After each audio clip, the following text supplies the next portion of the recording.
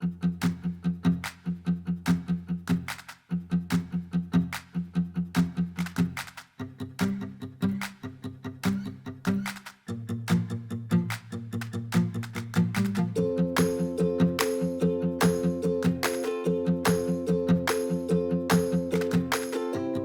project started with Neil and I meeting with members from One Planet Middlesbrough.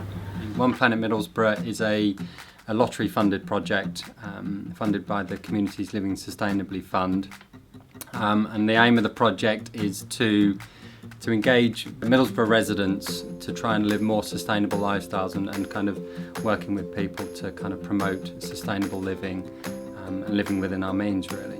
And so Neil and I then had to have a look at how we would turn that into a story. Well, we started on the first week with just getting to know the pupils and talking to them about the project, about climate change, about how much electricity we use and how many different gadgets everyone has and how we leave them all on standby. So we ended up with a huge list, and then we took that list and started to work out how we could try and educate people about how much we leave things on standby, but doing it in a fun and entertaining way.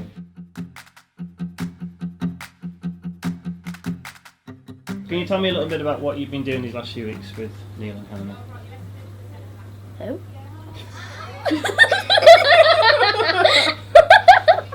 Right. I can't breathe. Helena and Mark are the people who... Mark? Who's Mark? Well, we've been practicing like a play for to show the parents and the other people in the school about the giants in the walls and how you can save electricity. There's a young girl called Mary, and she's just moved into a brand new house that's got the electric grid inside. Well, it starts in 1930, which is the first scene, and I think it ends in 2014. The most important thing was the inspiration for the story came from the children themselves. Neil and Helena, who've been absolutely fantastic in the whole process, they've really become part of the class. I think right from the very first session, Neil and I were amazed by the imaginations that the children brought to the sessions. And we've seen some real characters come out and some real talent with drama and acting and performance and story, coming up with ideas. What's the main thing that you've learned doing this project?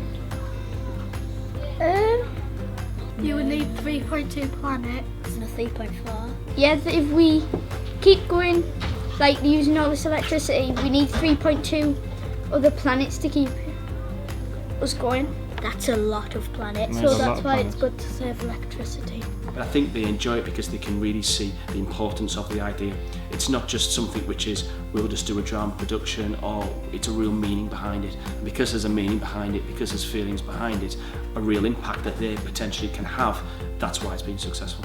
Phoebe is very insistent that we have to turn off the TVs and things that we would usually leave on standby all night. They all have to go off now. Fantastic, that's good. She goes around turning things off. She turns off lights far more often than she used to, which can be a bit inconvenient when you're still in the room. Oh dear, right. What would you say to your parents about what you've learnt about power and electricity? Stop staring off your phone. No.